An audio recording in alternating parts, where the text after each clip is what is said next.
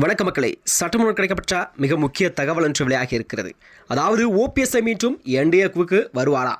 ஓபிஎஸ்ஐ கூட்டிட்டு வாங்க நைட் மீட்டிங்கில் ஆர்டர் போட்ட அமித்ஷாவின் அதிர்ச்சியால் ஆடிப்போன இபிஎஸ்.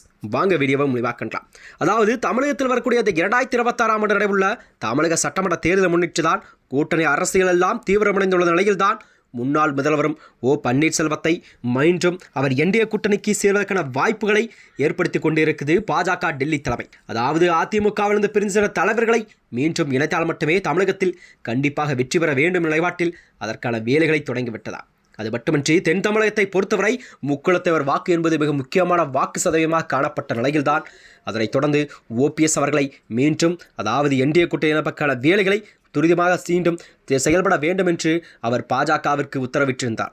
அது மட்டுமின்றி தமிழகத்திலே என்டிஏ கூட்டணியை விரிவுபடுத்த பணியில் பாஜக தீவிரமாக செயல்பட்டு வருவதாக கூறப்படுகிறதா. அதன்படிதான் ஓபிஎஸ்ஐ விரைந்து கூட்டணியில் இணைத்து தேர்தல் பணிகளை நீங்கள் எல்லாம் வேகப்படுத்த வேண்டும் என்று கட்சி நிர்வாகிகளுக்கு அமித்ஷா அவர்கள் அறிவுறுத்ததாக தகவல் எல்லாம் வெளியாகி இருக்கிறது. அது மட்டுமின்றி அதிமுக தலைமை என்பது ஏற்பட்ட கருத்து வேறுபாடு காரணமாகத்தான் தனித்தனி அரசியல் பாதையில் செயல்பட்டு வந்த ஓபிஎஸ்ஸின் அடுத்த கட்ட அரசியல் நிலைப்பாட்டை நீண்ட நாட்களாகவே ஒரு கேள்விக்குறியாக இருந்து வந்தது. இந்நிலையில்தான் அவர் மீண்டும் என்டிஏவில் இணையும் சாத்தியம் என்பது அதிகரித்துள்ளதாக கூறப்படுகிறதா. அதாவது எந்த நிபந்தனையுமின்றி நாங்கள் மீண்டும் அதிமுகவில் சேர்வதற்காக கண்டிப்பாக நாங்கள் வருகிறோம் என்று ஓபிஎஸ் அவர்கள் அண்மையில் தெரிவித்திருந்தார். ஆனால் எடப்பாடியார் மட்டும் அதற்கு கொஞ்சம் கூட செவிசாய்க்கவில்லை என்றே கூறப்படுகிறதா. அதாவது எடப்பாடியின் பிடிவாதம் என்னவென்றால் மீண்டும் ஓபிஎஸ்ஐ கட்சிக்குள் இணைப்பதற்கு வாய்ப்பே இல்லை என்றுதான் அவர் கூறியிருக்கிறார். சமீபத்தில் திருச்சியில் நடைபெற்ற பாஜக முக்கிய ஆலோசனை கூட்டத்தில் தேர்தல் திட்டம், கூட்டணி விரிவாக்கம், பூத் கமிட்டி அமைப்பு உள்ளிட்ட அம்சங்கள் எல்லாம் குறித்து விரிவாக விவாதிக்கப்படுகிறதா. அதாவது அந்தந்த கூட்டத்தில் ஓபிஎஸ்ஐ கூட்டணியில் இணைப்பது முற்றிலும் என அமித்ஷா அவர்கள் வலியுறுத்தி வந்ததாக கூறப்படுகிறது. இந்நிலையில்தான் ஓபிஎஸ்க்கு திடீரென அழைக்கப்படும் இந்த முக்கியத்துவம் குறித்து அரசியல் வட்டாரங்களில் பல்வேறு கணிப்புகள் எல்லாம் நிலவிக் கொண்டிருக்கிறதா. அதாவது தனித்து செயல்படும் ஓபிஎஸ்க்கு ஒரு பெரிய அளவிலான வாக்கு வங்கி இல்லை என்றாலும் அவர் சசிகலா அல்லது பிற தென் மாவட்டங்களில் ஆதிக்கம் கொண்ட தலைவர்களுடன் இணைந்தால் கண்டிப்பாக முக்குளத்தவர் வாக்கு என்பது கண்டிப்பாக அதிமுகவிற்கு தென் தமிழகத்திலே ஒரு பின்னடைவை ஏற்படுத்தக்கூடிய சூழல் கண்டிப்பாக உருவாகும் என்பதை டெல்லி தலைமை அதனை உணர்ந்துதான் அதற்கான வேலைகளை செய்து கொண்டிருக்கிறதா.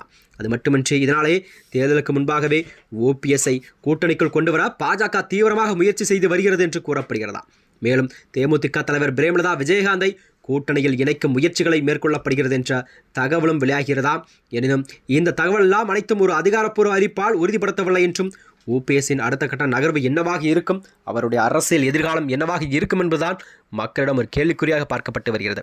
இதனைத் தொடர்ந்துதான் இன்று வரை யாருடன் கூட்டணி அறிவிக்கப்படாத ஓபிஎஸ் மற்றும் பிரேமலதா விஜயகாந்த் மற்றும் பாமகவின் ராமதாஸ் ஆகியோரெல்லாம் யாருடன் கூட்டணி என்பதை கூடிய விரைவில் அறிவிக்கூட சூழல் கண்டிப்பாக தமிழகத்தில் உருவாகும் என்பதே இந்த செய்தி பார்க்கப்படுகிறதா. மேலும் இதுபோன்ற வீடியோக்களை தெரிந்து கொள்ள நமது சேனலை மறக்காமல் சப்ஸ்கிரைப் செய்து கொள்ளும். நன்றி, வணக்கம்.